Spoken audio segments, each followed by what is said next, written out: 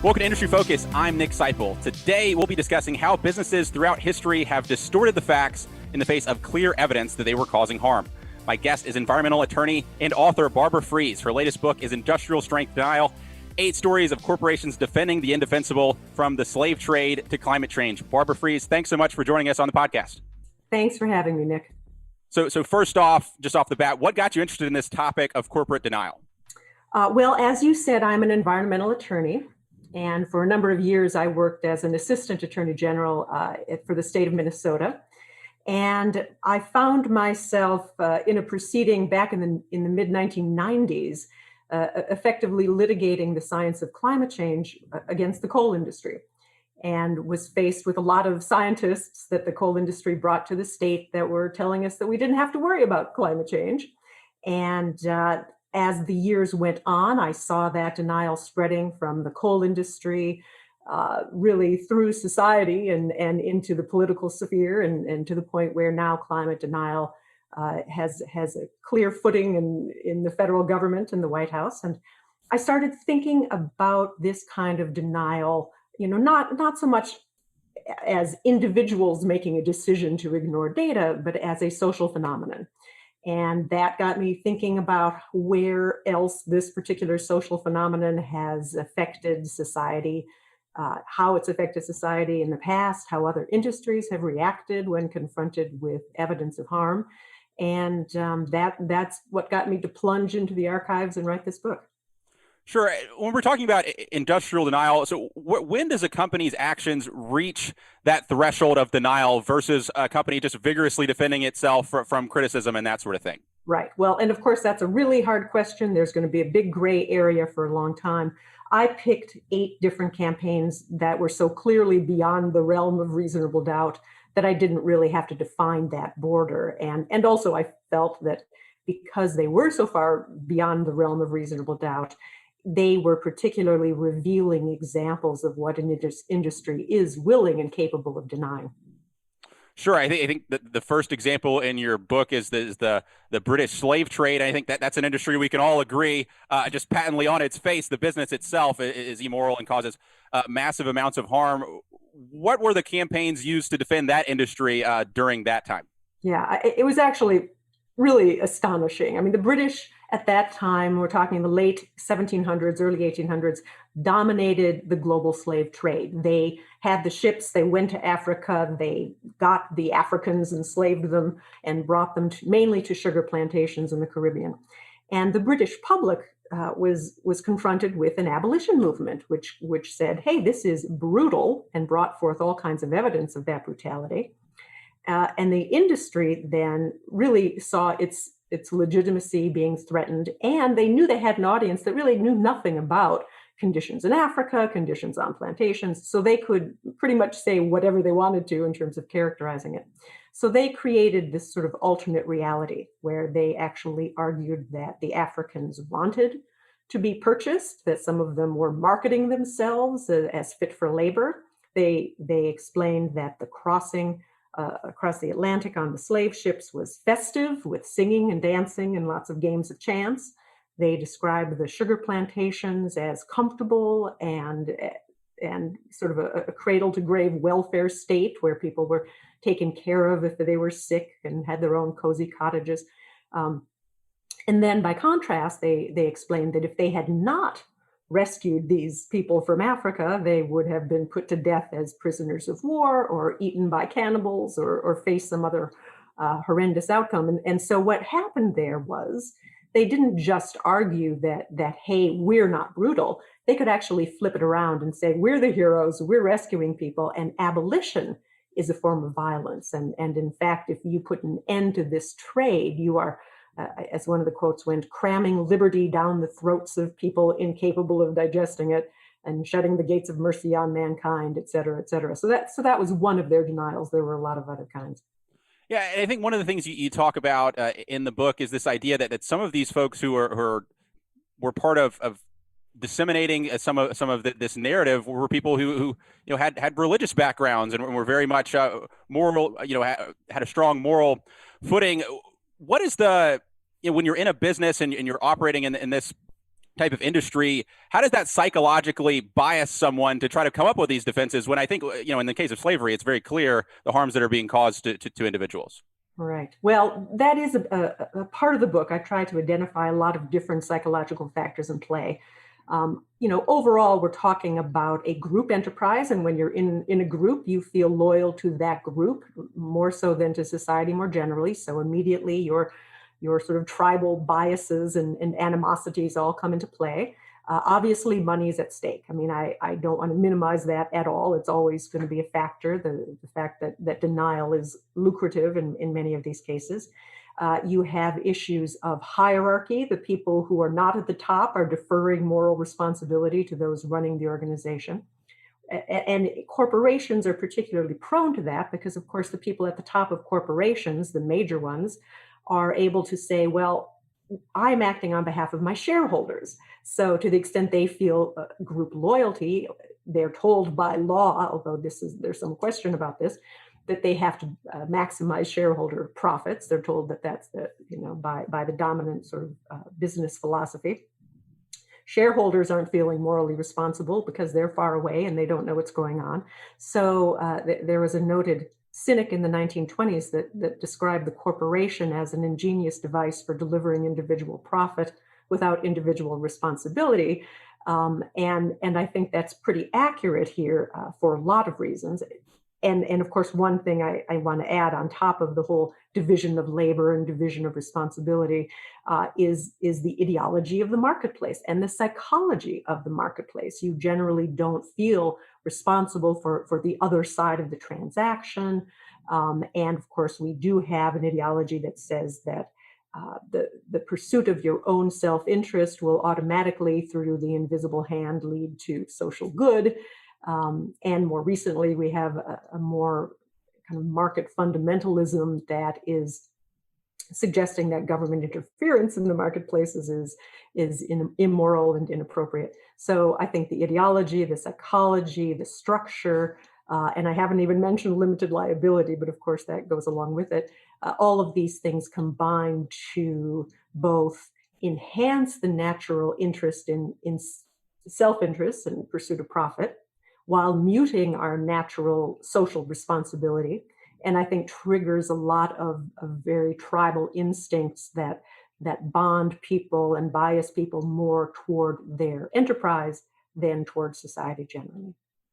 Yeah, I think you see this instinct of when you feel attacked, you'll circle the wagons and want to protect your business, your industry, your livelihood, that sort of thing. When you see these cases of denial, who are the types of people that expose cases of denial and start to reverse this in the case of the slave trade and in some of these other industries that you discuss in the book? Well, it is almost always outsiders. I mean, there are stories of whistleblowers and whatnot, but generally speaking, it's other segments of our society. The slave trade was largely driven by religious movements at the time, particularly the Quakers. In the case of other industries, it's typically outside scientists who discover that there's a problem. There may be some activists involved, but often the next step is journalists. They will bring some attention to this. There might be a movement involving activists and other groups. There may well be lawyers if there's some liability that might be involved. Typically, then it will get some attention from the political realm, maybe state legislators, then somebody in Congress will have hearings, then there'll be a law. That's kind of the progression as it normally unfolds. So another topic I wanted to talk about, obviously we talked about the slave trade, and I think that's pretty clear, the harm that it's causing to people. Some of the other issues that you write about in the book are a little bit more attenuated between the harm that was put in place in the product. You talk about radium, leaded gasoline, things like that. When there's these multiple causations in place around what could be causing a harm that people are criticizing, what strategies do corporations use to kind of muddy the waters to, I guess, increase doubt and uncertainty among consumers and perpetuate the ability to sell their product going forward? Right. Well, increasing doubt really is the key there. And part of that is keeping the burden of proof on the other side so that you always get the benefit of the doubt. Using, for example, the tobacco industry, which is famous and sort of the poster child for sustained science denial. one of the things they would do was argue that maybe there was a separate cause that was causing people both to, number one, smoke, and number two, get lung cancer. So statistically, there was this epidemic of lung cancer that followed the rise of cigarette smoking. A couple decades later, as the latency period went on, and almost all of the people getting lung cancer were smokers. And so statistically, I mean, the odds of this being random were 1,000,000 to 1. But so the industry was saying, well, maybe there's something genetic that makes people want to smoke and makes them prone to lung cancer. Or maybe it's something in their personality, something about stress. Then, of course, there are other arguments like, well, maybe it's stress that's actually causing the cancer. And because tobacco reduces stress among smokers, smoking actually could be a benefit to those worried about cancer. So pointing to other causes was a big part of it.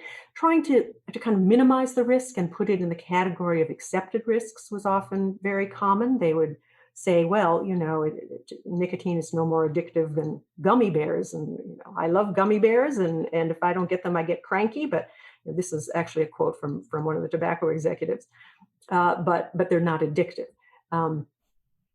Another category would be to just try to minimize the notion of risk altogether, sort of blur things, comparing, again, the risks to the risk of smoking to owning a dog or driving a car or kissing someone. These were all examples set forth in an article written by someone who's being paid to write that article by the tobacco industry, a sort of front, but that wasn't revealed at the time.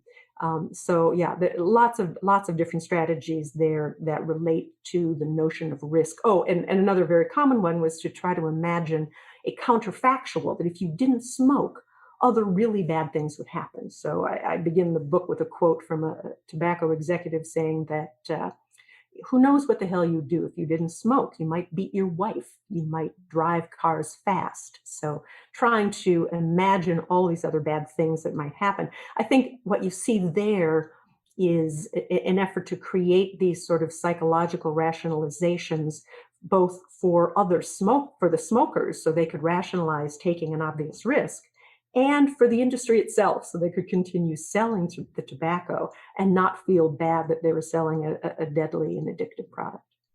Right. I mean, that's one thing that I think about a lot with the smoking topic, because even after a lot of the regulation of the industry and changes in advertising, people continue to smoke. What do we do in the case where these facts are well communicated to consumers, but they choose to consume anyway, even after the denial has been exposed? Mm-hmm. Well, again, if you look at the tobacco industry as an example, the facts pretty much came out in 1964 with the Surgeon General's report, and you saw only a fairly small dip in people's decision to smoke. I mean, the evidence going directly to them had some effect, but not as much of an effect as you would expect. But what it did do was start changing social policy very, very slowly. But what you've seen was that smoking rates had gone up and up and up and up until that time. Then they started to go down, down, down.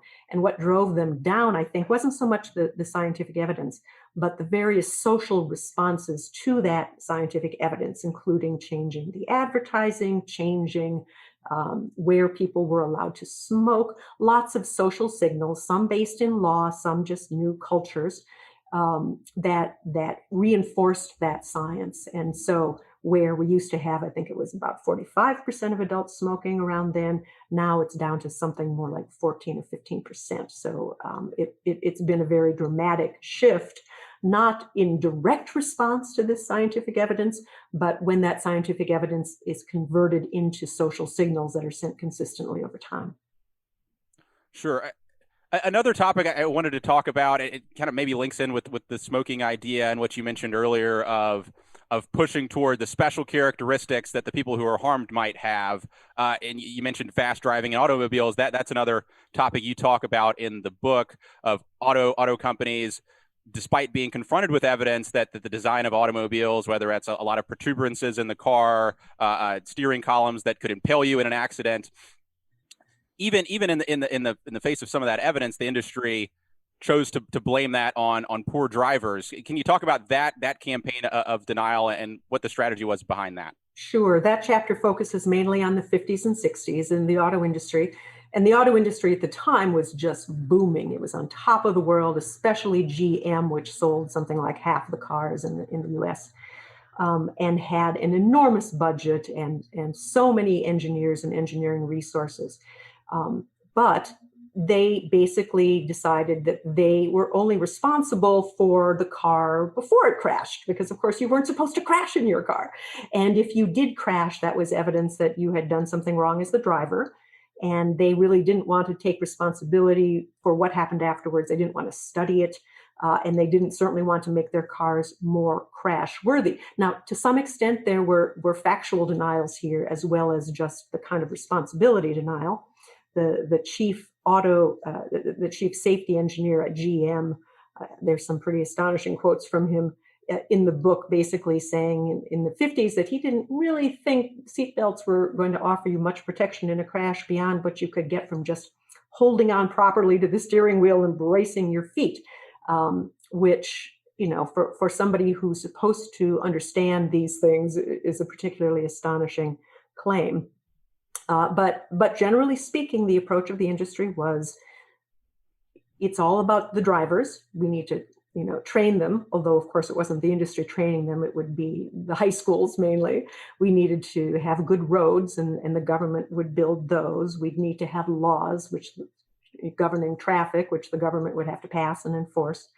And they basically tried to stay away from having any responsibility for what happens once the driver loses control of the car and physics takes over. And finally, a lot of people from outside the industry did a lot of research. The rate of auto accidents was growing to a really alarming level. The public got involved, legislators got involved, and finally in the 60s, laws were passed putting in basic safety requirements, and then the rates of death started a very, very long decline. Yeah, one of the things you mentioned in the book, I think the auto industry chapter is one of the better examples of the industry leaders explicitly saying we're focusing on our profit motive at the expense of maybe some other considerations. One example you give in the book is Ford in the late 50s introduced some safety features to the market and then actually removed those subsequently, or removed access to them, citing this argument that safety doesn't sell, that sort of thing.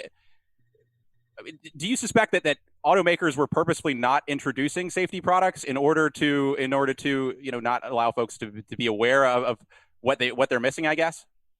The history of the auto industry is kind of surprising to me because, clearly you don't lose any market share if all of the automakers are putting in seatbelts or if all of the automakers are doing something safe. There was almost just more of a kind of basic ego thing involved. The industry did not want outsiders coming along and telling them how to design cars. And, you'd have these very contrary arguments. For example, they would say, if you put seatbelts in cars, it will just encourage the nuts to drive in a crazier way, and it'll actually be more dangerous.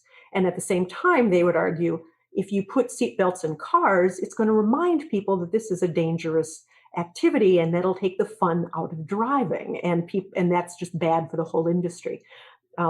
As I argue in the book, I think that was a ridiculous argument because the world, the United States, was reinventing itself around the automobile at this time with the interstates and the suburbs and the drive-ins, and there was just very, very little likelihood that people were suddenly going to stop driving if they had a seatbelt. And of course, that didn't happen. The cars have gotten much, much safer, and we've been continuing to drive them. Right, and I guess, were the consumers aware of the safety risk inherent in driving in cars, or was the marketing campaign of Nader and others really what made the general public aware of the risk? I think the work of Nader and others made the general public aware of the fact that you could make cars much, much safer. But the public was certainly aware that driving was dangerous. I mean, this was becoming a very salient issue in the public sphere. And there would be these drives that would publish, before every holiday weekend, predictions of how many people were going to die. I mean, they were really trying to just encourage people to drive more safely. So it's not like the danger was hidden. It was very evident. It was just that somehow they managed, as an industry, to prevent people from thinking beyond the cause of the crash and focusing on the cause of the injury. And making that leap, that mental leap, would prove to be very important in figuring out how to bring that death toll down. Right. I think in all these cases that we see in the book where there's multiple causation, you always see these businesses try to find some other, it's not what we're doing, it's what some other business is doing to really change the narrative. One other kind of anecdote from the book, or chapter from the book, I wanted to go into is the chapter on CFCs and the ozone layer. And I think this one stands out among the other vignettes that you tell in the book, in that it was probably the quickest to go from discovery of the risk to CFCs being banned. Do you have any insights on why that was, or what made CFCs special there? Yeah, well, a couple things. First of all, just to remind your listeners, CFCs were used in aerosols. They were a propellant, and so they were in hairsprays and deodorants and all kinds of spray cans. They were also used for refrigeration and air conditioning. And these issues were sort of attacked in two different periods. First of all, this issue was not understood at all until the 70s, and some scientists tried to figure out what is the ultimate fate of these CFCs, the chlorofluorocarbons, and realized that they'd be going up into the stratosphere and they would come apart under solar radiation, and then they would deplete the ozone, which protects us from dangerous solar radiation. But they didn't have any evidence this was happening at the time. This was just based on their understanding of the physics. And they raised the alarm in the 70s. The aerosol industry, which knew nothing about atmospheric chemistry, basically responded very directly by saying that this was an attack on capitalism. I mean, this was an era where a lot of industries were facing criticism, and they saw this as an attack on capitalism. I've got a quote from the head of one aerosol company blaming the KGB. They basically argued that they all needed to be, defending free enterprise by responding to these zealots and alarmists.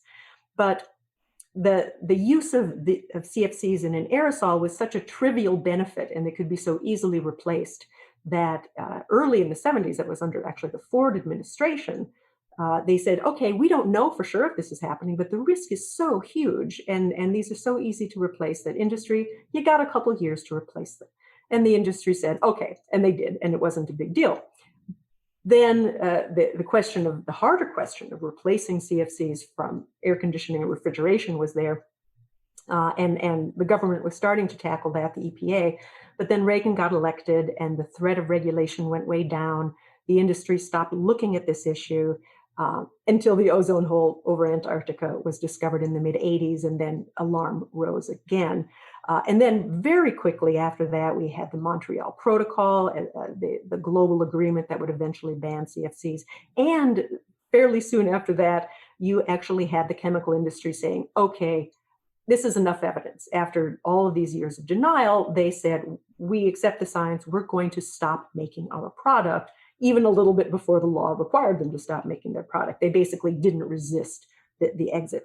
What I think makes this a particularly unique case is that there wasn't a CFC industry, there was a chemical industry, and CFCs were just one of their products. They could move on and manufacture the replacement products for CFCs. And so I think that made this much different than, say, the tobacco industry or the fossil fuel industries, where the product causing the harm is at the core of their industry.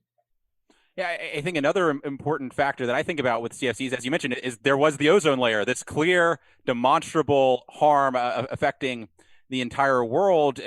In that, a lot of these, we can move on to global warming now. This idea of the buildup over time is causing harm, but until we see this catastrophic issue like a hole in the ozone layer or that sort of thing, is there just a psychological barrier for people to want to not move away from the status quo? Sure. I mean, the one problem that climate change activists have always had, those trying to protect the climate, is that climate change manifests as natural phenomenon, just more severe ones or more common ones. And so that does make it harder. And the ozone hole, I mean, what's strange about this, of course, is that nobody saw the ozone hole. It wasn't like it was, directly affecting people. It was over Antarctica, an uninhabited place. And they still had to trust the scientists to tell them that this was there and that this is a threat. So in some sense, the ozone hole shouldn't have been as scary as, say, California burning down. But it was scary because people had never seen anything like it, but also it was a more trusting time.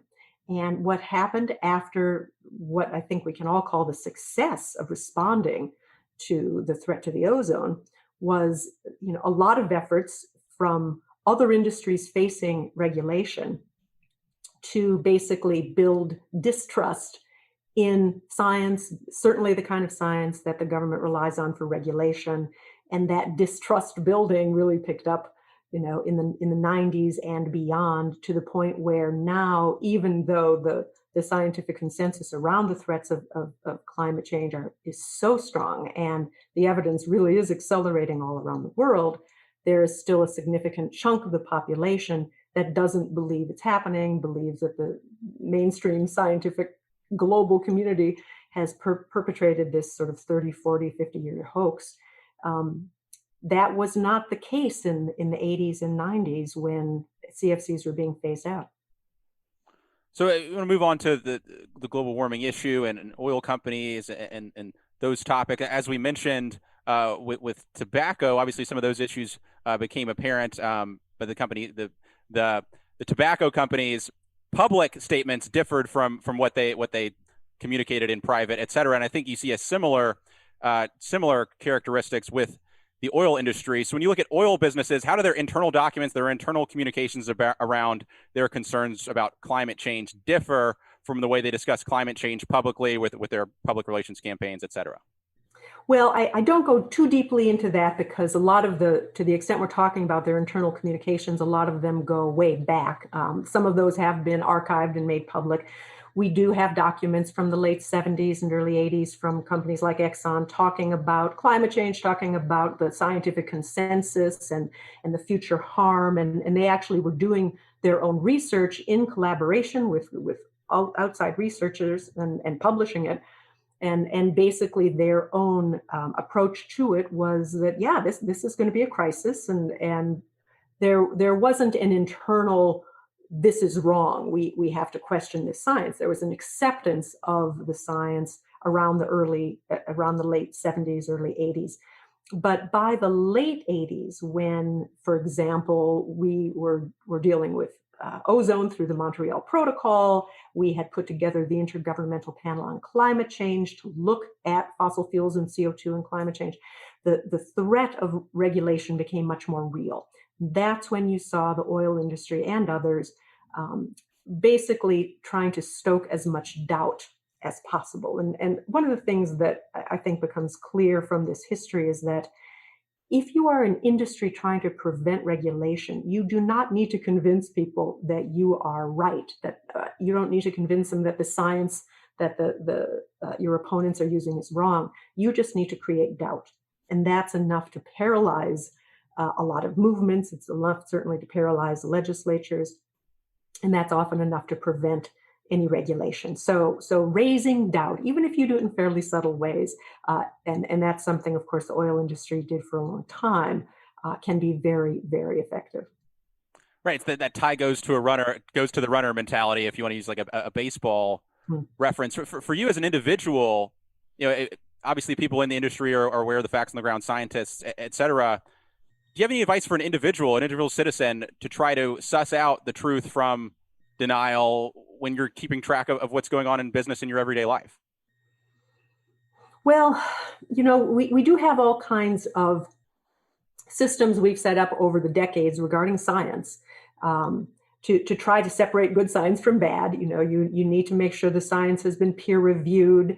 You want the science to come from a lot of different sources. If you've got multiple lines of evidence coming to the same point, that's very important. For the big issues, we bring in the big guns. We bring in the National Academy of Sciences. We pull together panels of experts advisory panels to the EPA, and we ask them to look at the science. And once the scientific evidence has been through those processes, that's very reliable science. And so I think it's incredibly risky to ignore that kind of science. Indeed.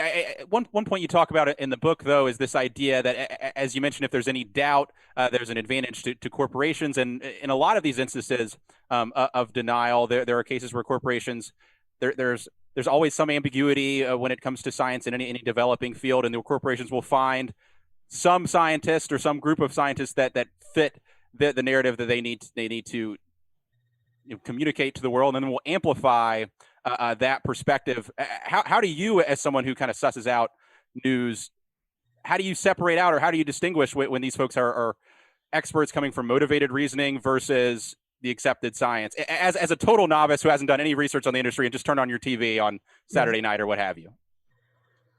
Well, I won't pretend it's really easy to do. I mean, for some of these issues, after a few decades, you sort of get an idea of what's what real and what isn't. But I do look at the source, to the extent that the science is coming from an independent source. I'm going to take that a lot more seriously than the science being provided by the industry or the scientists that the industry is promoting. That doesn't mean you don't listen to them, and it doesn't mean they're necessarily wrong, but you have to recognize that they are always going to have a sustained financial incentive and a whole lot of psychological biases that are going to prevent them from being objective. Right. I think one of the quotes from the book that kind of best illustrated that was there was one oil group. I don't remember the name of the group itself, but they had a quote about ExxonMobil calling them part of the, quote, discredited and anti-energy global warming movement. So that just can go to show how some of these groups can get really out there on a limb after a while. That was from the Heartland Institute, which Exxon used to fund years ago, and which is one of the more extreme groups arguing that climate change is a hoax. And now they are not as extreme. I mean, Exxon is no longer no longer denying the basic facts of climate change, and so that makes it means that they've got their former fundees turning against them. They sort of fueled this monster, and it's still there. Now, who knows to what extent that's a problem for Exxon, because while they are saying, yes, climate change is real, yes, our product's causing it, yes, we have to do something to reduce emissions, and they're even saying we support the Paris Agreement, they are still projecting their oil production, for example, global oil production, to rise a bit and then sort of level out until 2040. But what they're not acknowledging, and what I think is important for your listeners to understand, is that the IPCC is telling us that, in fact, our emissions have to be cut roughly by half by 2030 if we're going to keep warming under 1.5 degrees centigrade, or I think it's more like 25% by 2030 if we're going for the 2 degrees. These are targets that aren't going to make us safe. They're targets that are going to make us safer. So I think you have this interesting case there of an industry that is no longer directly denying the science, but still hasn't really integrated the implications of that science into its own projections and its own decision making. What do you think is the path forward for some of these oil companies or hydrocarbon companies more broadly? Clearly, there's a mandate, and the science shows that we need to reduce our emissions, but also we need to keep the lights on. So how do you think the path forward should be for these companies when it comes to continuing to exist as a business in the 21st century? Yeah, I don't know. I mean, I just honestly don't know what's going to happen. If I were an oil company and my goal was to keep my oil company going, or if I were own shares in that oil company and hope to see a way for that industry to survive, I just don't honestly see how it can at this point. Now, if Exxon and all the oil companies and all the fossil fuel industry had back in 1980, say, started to take this seriously, they would have had time to convert themselves into something that isn't all about fossil fuels. They could have become energy companies. And you do see, for example, British Petroleum now, I think they're the first company that's come forth and said, we really are going to slash our production of oil and gas in the next 10 years.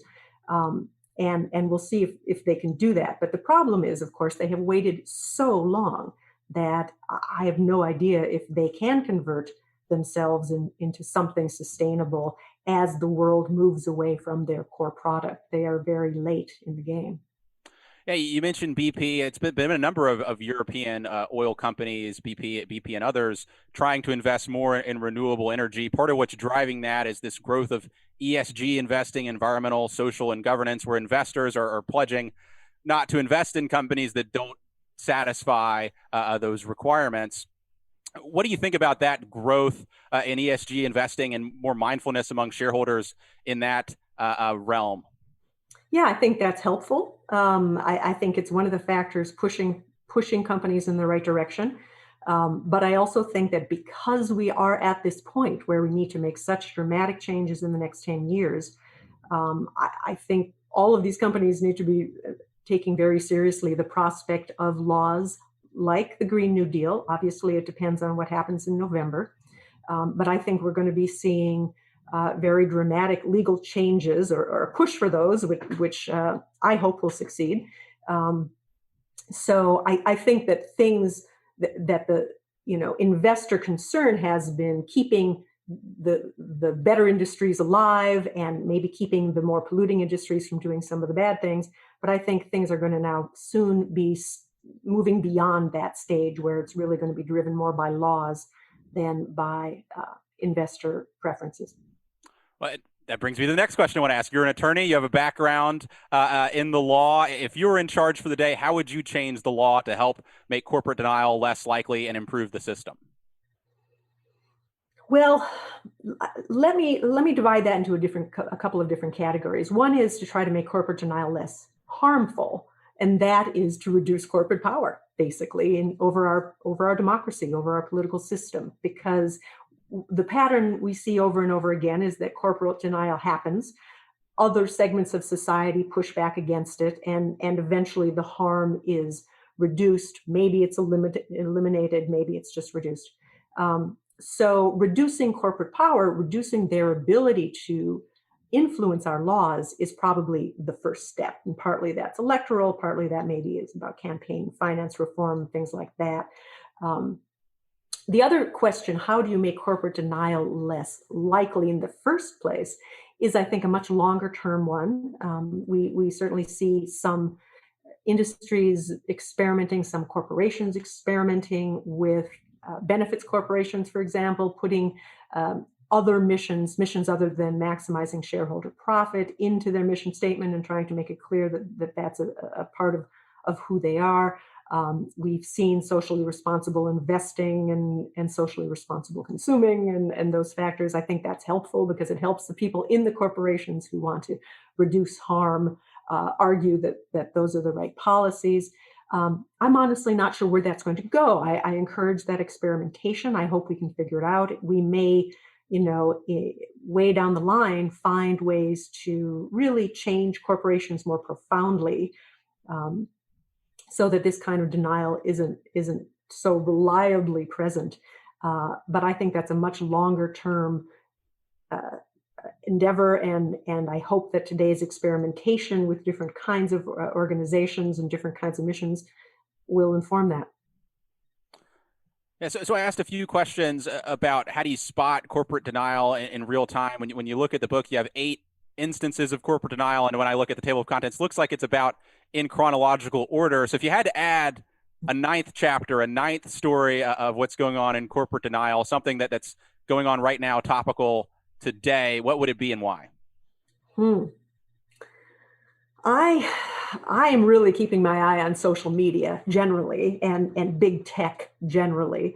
I can't pretend to be enough of an expert to really understand what's going on, but I do think that let's not make it another chapter. Let's make it another book, and let's not make it me. Let's make it somebody who's more tech savvy writing about this. But we've got a lot of things going on there, some of which are reminiscent of earlier chapters. Harms being done, industries claiming no, they couldn't have possibly done it. Facebook claiming they couldn't have had an influence on the 2016 election. I think Mark Zuckerberg later apologized for calling it crazy to think that his little company could have had much of an influence. But I think what's going on here is social media is not just in denial about some of its harms, but it becomes a vector for denial by all of these other industries. So I look forward to somebody writing that book that really talks about all of the different denials and that were perpetrated by the industry and also just spread by the industry. And hopefully it won't take too many years before we put in place the social reforms we need to constrain some of those abuses and denials. Yeah, I think social media is a great example of one. It's got all those characteristics you talked about of multiple causation, the issues that come up from social media. You could attribute it to a bunch of different causes. It's a new technology. Talk about radium. It was something that was discovered that took a number of years before society realized the harm in place. And as you mentioned, the messaging is incredible. When you talk about slavery, these are pamphlets in favor on the pro-slavery lobby putting out today. This is an incredible social media campaign with bot networks and all that sort of thing. Do you think, will we see more corporate denial going into the future, given how much easier the internet makes some of these campaigns to carry out and to target people specifically who might agree with you? Yeah. Oh, absolutely. I think that you're going to be seeing more and more. And you compared the technology to radium. I think you can also compare it to nicotine because of its addictive nature. And when cigarettes were being promoted, people just had no idea how they affected the brain. And of course, that made it a real growth industry. And I think we're seeing the same thing with social media, and it's going to take a while to understand it. It's certainly going to take a while to push back because not only is it a new technology with lots of unintended consequences, but it is right now an incredibly powerful industry. And sometimes I look at that and I think, well, at least that means the fossil fuels industry isn't quite so powerful, and maybe that will give us a little bit more of an ability to tackle climate change. But certainly, it's a new industry that's going to be raising lots of new problems and denying them.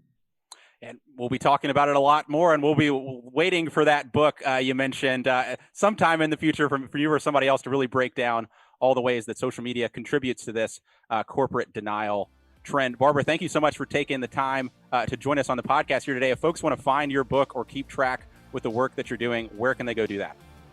Well, the title, Industrial Strength Denial, you can buy that wherever fine books are sold. I have a website, barbarafries.com, and that will also link you. Awesome. As always, people on the program may own companies discussed on the show, and the Motley Fool may have formal recommendations for or against any stocks discussed. So don't buy or sell anything based solely on what you hear. Thanks to Tim Sparks for mixing the show. For Barbara Fries, I'm Nick Seipel. Thanks for listening, and Fool On.